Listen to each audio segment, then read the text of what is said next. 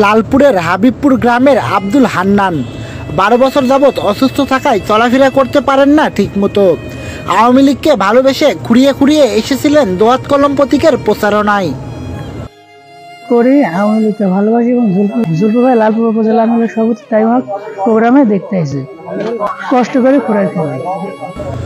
চোখ এড়ায়নি লালপুর উপজেলা পরিষদ নির্বাচনে চেয়ারম্যান পদপ্রার্থী ও উপজেলা আওয়ামী লীগের সভাপতি আফতাব হোসেন জুলফুরও।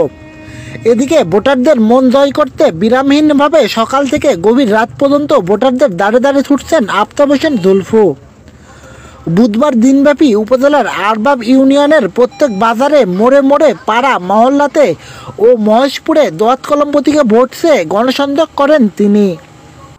কোনো বিভ্রান্ত নয়, আমি ভোটে দাঁড়িয়েছি আপনাদের দোয়ায় ভালোবাসায় লালপুরের মানুষের।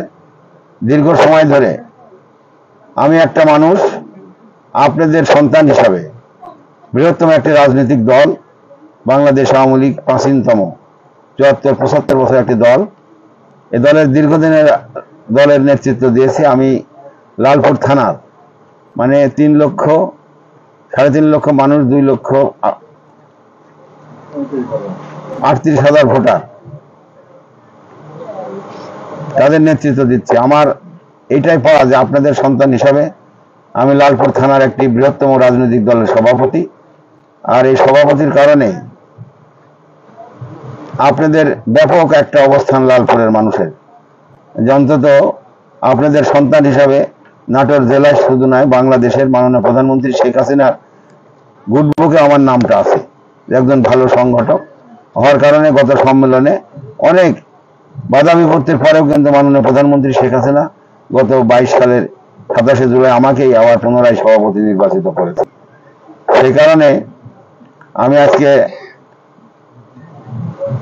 বলেছে।